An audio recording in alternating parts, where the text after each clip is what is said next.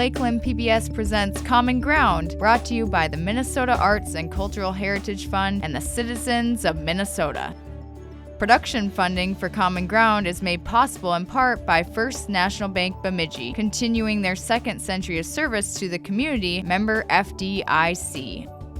Closed captioning is made possible by the Bemidji Regional Airport, serving the region with daily flights to Minneapolis-St. Paul International Airport. More information is available at bemidjiairport.org.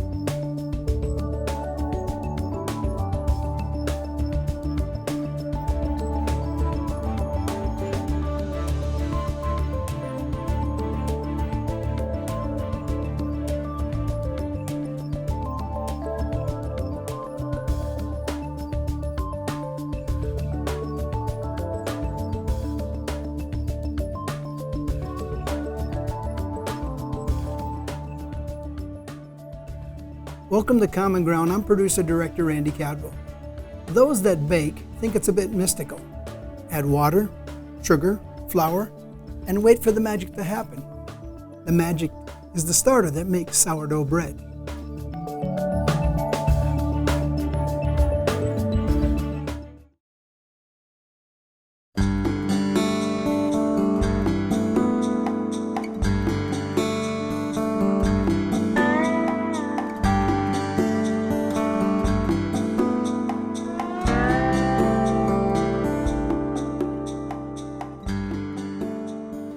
There's 6 sourdough doughs that are going to come out of the oven.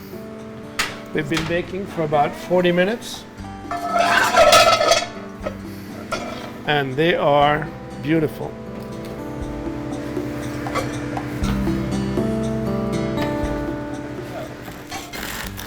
Oh!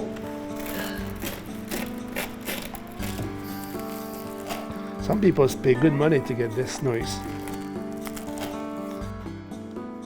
So sourdough is it's a mixture of flour and water that has been allowed to ferment, and then there's the yeast in the air that works on the sugars in the flour, and then the fermentation creates bubbles and gas and acids, lactic acids. It ends up making something that's alive that will feed on the flour that you give it.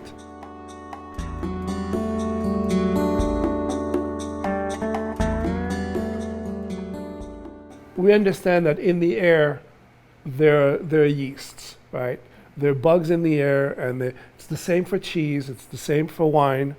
And those, what you do by having this wet environment with the sugars in the flour, you create the proper environment to capture those yeasts. So this spends most of its time in the cooler. And then when I know that I'm going to use it, I bring it out and I feed it. And depending on the temperature, in the summer it goes really quickly because it's 90 degrees and there's lots of humidity. Right now it's more like 60 degrees, so it takes more time. And then I feed it always same amount of water and flour. It becomes active, it's alive, it's awake, you fed it. It's going up, it's on its way up, then you can use it to make bread. If it goes down, it's kind of tired, and then you got to feed it again. Sourdough went on for a long, long time.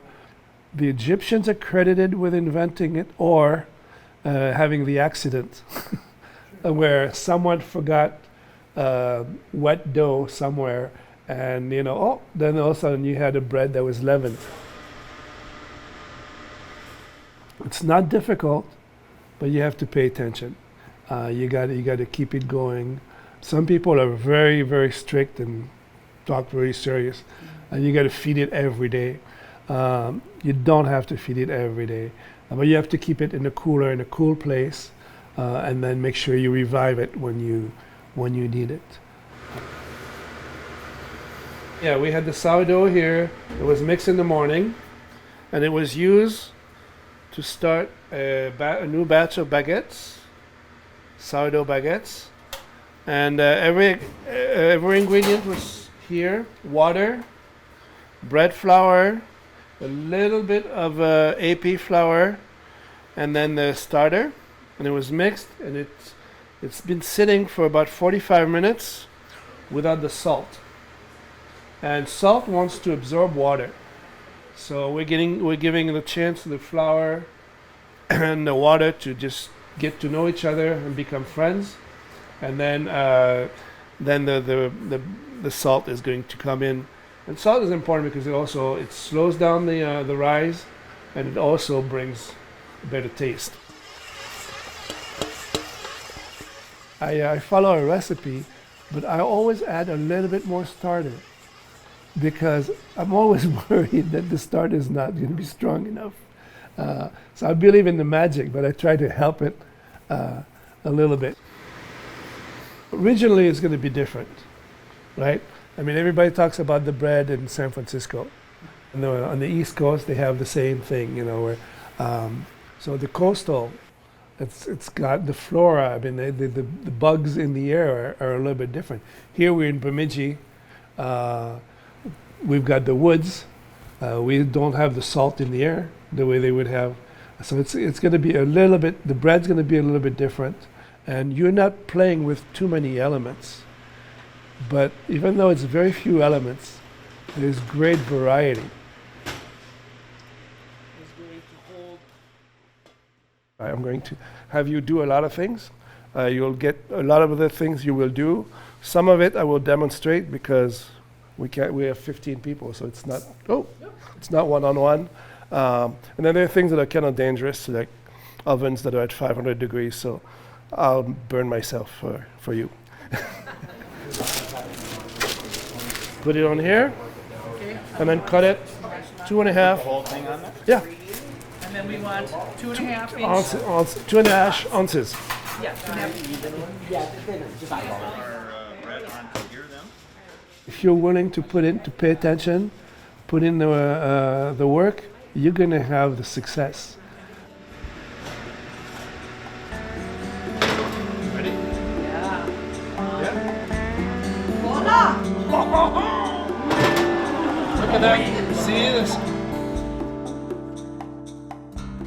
And I remember I was back in the 90s. I was in France, and I stopped in this bakery, and the bread was amazing.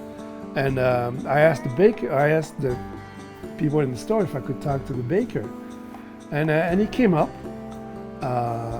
Usually the bakery is beneath the store, so he came up, and he was making sourdough, but really gentle. The flavor was just very, very gentle, and he was a little bit.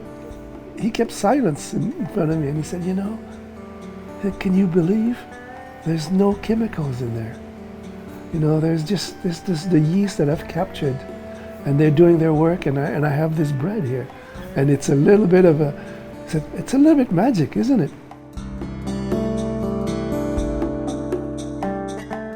So when it's fresh, it's nice, and it's just the crust just crackles, and that's really fun.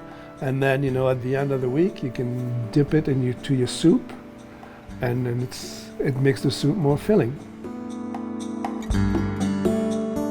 Over time, it's passed on, and it's certainly passed on around the world.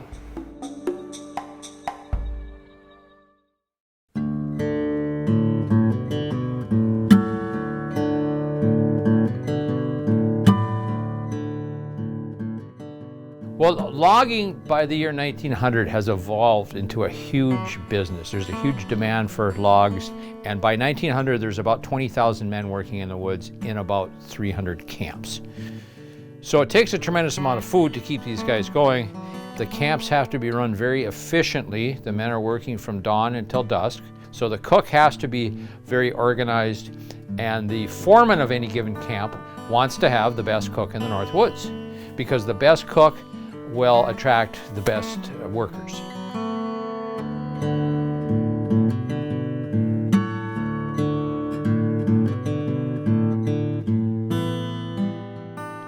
Every camp is going to have beans, potatoes, prunes, but it's baked goods that sets a good camp cook apart.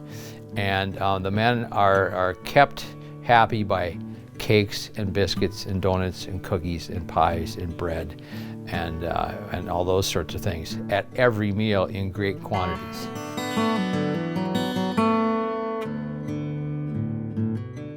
Well, sourdough bread in its purest form, as you probably know, is flour and water and salt. And then it is fermented.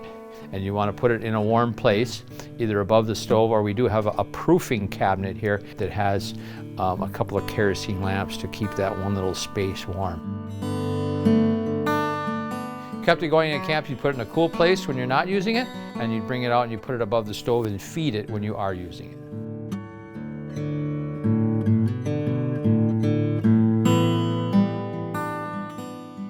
So these are wood cook stoves made for camps. J&S camp range, they say on them. And I believe that these came out of one of the Ryla camps. And they were made bigger and heavier than you might have on the farm. And the J&S is Jostling and Schilling. They're cast iron stoves. And you may recognize the Jostling company because now 100 years or so later, they are casting high school rings. The Jostling company. In St. Paul. We got the wood box there, the clean out down here, and then of course this big oven. And when we're baking bread, sourdough bread, we don't use a little pan like you'd use in a little oven, but a pan such as this, you can fit 6 loaves of bread in. And then that goes in there. Second pan, 12 loaves, 2 ovens, 24 loaves of bread. Every day, and there's no leftovers.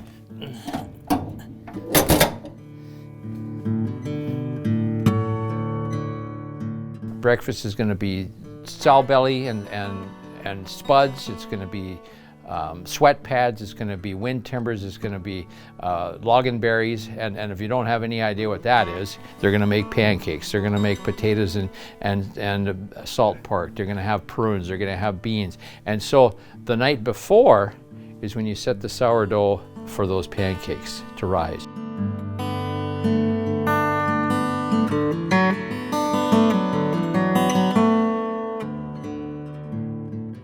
So every day, 24 loaves of bread, about 30 pies every day, and those pies are cut into 3 pieces. So every man gets a big piece of pie every day. And then there is donuts, which of course are deep fried. There is biscuits, there is, which are called sinkers. There's sticky buns, there's cookies.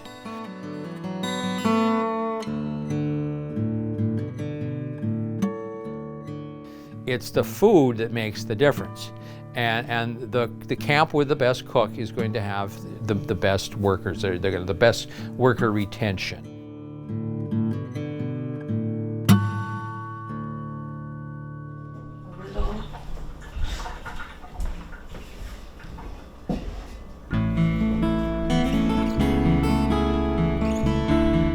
I'm Julie Mullick and I own Old Soul Sourdough.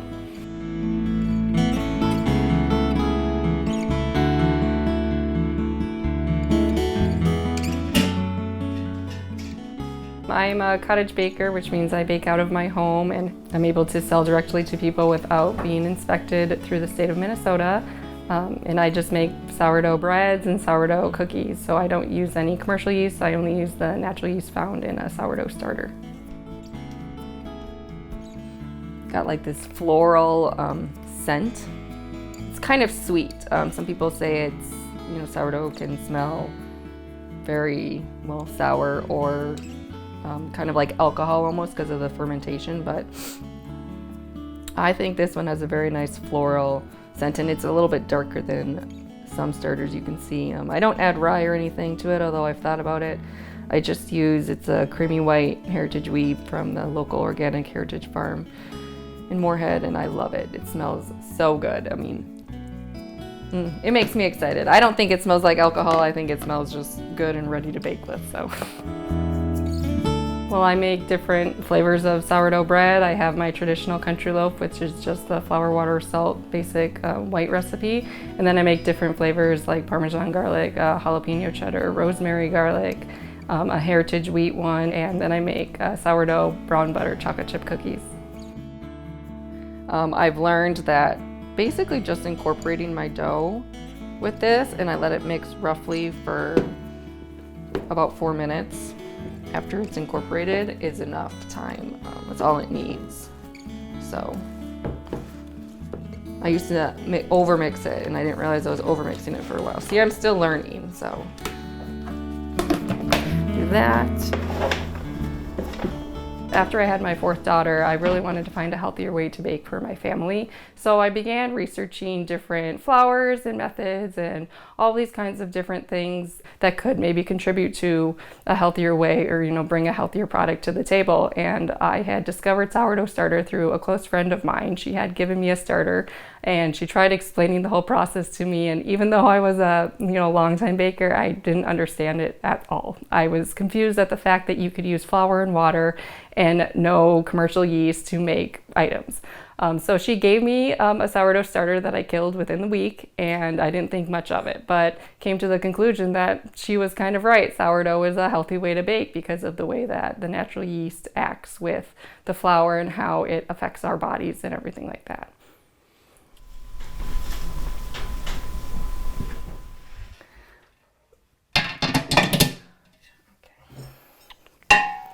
So that was just my starter with my autolyse, which is just the flour and water mixture. This is just my regular country loaf. I learned that over time, some people actually really do like that kind of sour taste from the bread. And there's a couple of ways that you can achieve that with the sourdough starter. One is if you let the starter kind of go a few days and build up what's called a hooch on top, and then you can mix that hooch in, feed your starter, and then once it's doubled, you can bake with that, and that will help the bread become more sour. Or you can do overnight fermentations in the fridge up to a week, really, if you want. And the longer that you ferment your bread overnight at a controlled temperature of like 30 degrees, that will also produce a stronger sour flavor.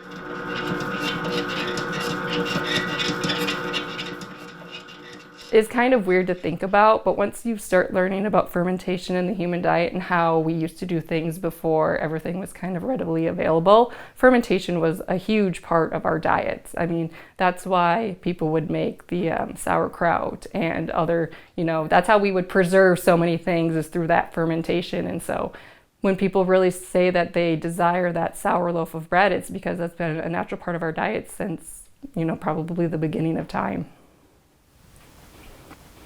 A lot of people buy from me because they can't do it themselves, or they don't want to do it during the summer, right? So they don't want to heat their house in the summer, so they buy from me. Lots of people that tried the sourdough thing and didn't work out for them, but they want sourdough bread, will buy from me. And there's been people that buy from me that ask me questions, and then they start making their own sourdough bread, and that's fine. And I'm happy to have been maybe an anchor in helping them achieve a better product through some of my small tips and tricks.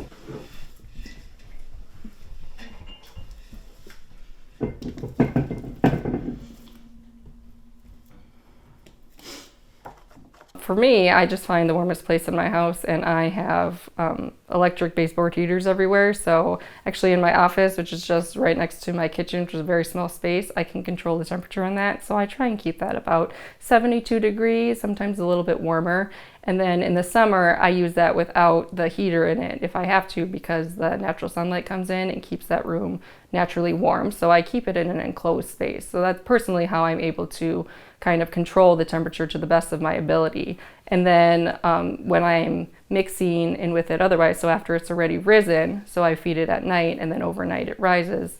After it's risen, I take it out, and when I use it in my kitchen, I'm either controlling the temperature in my kitchen. If I can't do that, I just put all of my dough bins inside of my office, which is a controlled temperature. In the summer, I don't have to do that because naturally it's pretty warm in my house. But in the winter, I do find that it's very helpful to have that controlled area. Otherwise, it would be a little bit more finicky. But my favorite time to bake is in the spring and the fall, when the temperature sits real close between 68 and 72 degrees in my home.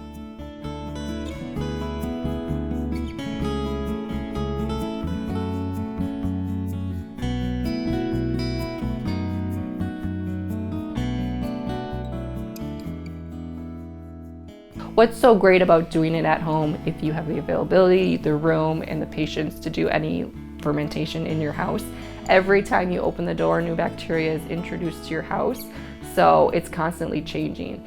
And then on top of their, everyone's talking about gluten, if you're talking about just health in general, like gut health has been a huge thing lately too. Well, the best thing for your gut is a prebiotic or a probiotic, right? Feeding it those different varieties of bacteria. So the more variety of bacteria you can introduce into your body, the better. So doing things on your own, in your own home, like I said, all of that is a huge, it's huge for health.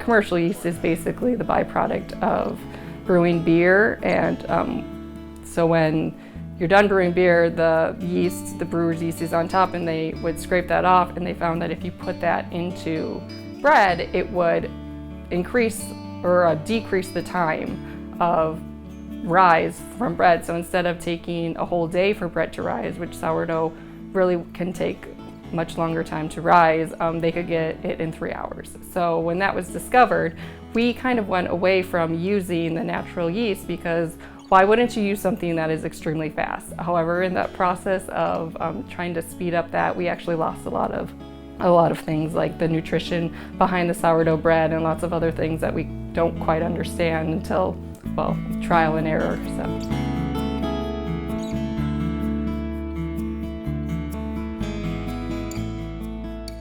If you're eating a loaf of bread that doesn't have sourdough, or it hasn't been fermented for a long time, your body can't process that bread without certain nutrients. So it's gonna kind of take those nutrients out of your body. So instead of bread being healthy and feeding you, it's actually kind of starting to take some stuff away from you, like zinc, magnesium, calcium, and iron. There's a huge magnesium deficiency in the United States, I know that for a fact, but probably other countries as well. And I do think some of it's to blame is the way that our diets have changed significantly over the last 100 or more years. But when you eat something like sourdough, it starts to break down and release those anti-nutrients, which just makes it a healthier bread.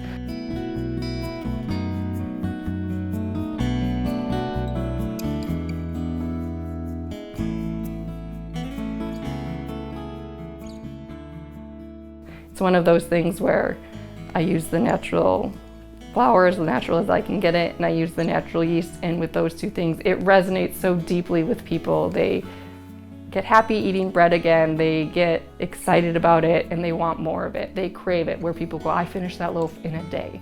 And I kind of laugh like, oh, that's not a bad thing, right? But they go, I don't eat bread like this normally. So it's kind of funny to hear that. And I've heard this so many times over and over and over again. People love coming back for more. So every time I hear stories like that, it just reminds me that what I started doing here is right, and it's just meant to be. And I love helping people eat bread again in the way that it should be enjoyed.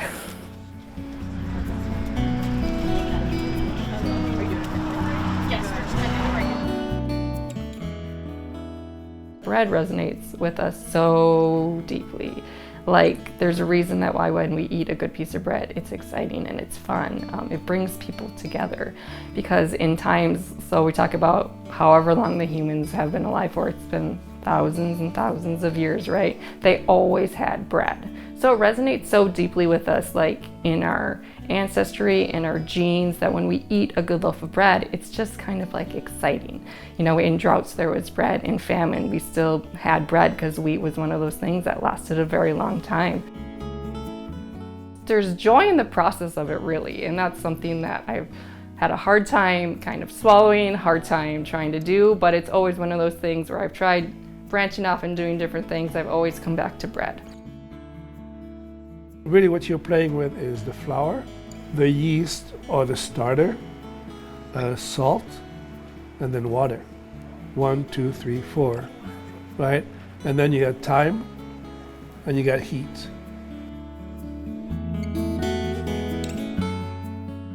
And that magic and spirituality, you can see that, you know, I mean, bread, people talk about bread and, you know, or daily bread, and, you know, it's all over. And the value of bread in life, and as we talk about it, it's also a symbol of wealth, right? When in English you talk about dough, right? I make a lot of dough. In French, wheat. So the word blé, wheat, is a slang word for money. It always brings people together, and I say that all the time. Bread brings people together. I don't care what you put on it. Any type of bread brings people together. Yeah, it's the basic of our food. It's what feeds us.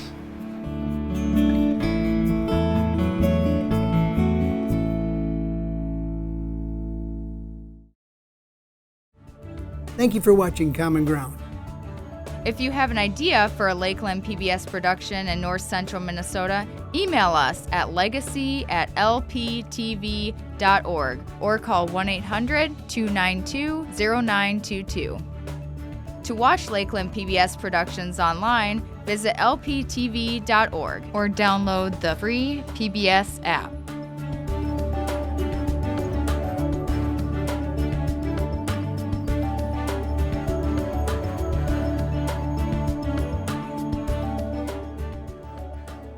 Production funding for Common Ground is made possible in part by First National Bank Bemidji, continuing their second century of service to the community, member FDIC. Closed captioning is made possible by the Bemidji Regional Airport, serving the region with daily flights to Minneapolis-St. Paul International Airport. More information is available at bemidjiairport.org. Common Ground is brought to you by the Minnesota Arts and Cultural Heritage Fund, with money by the vote of the people November 4th, 2008.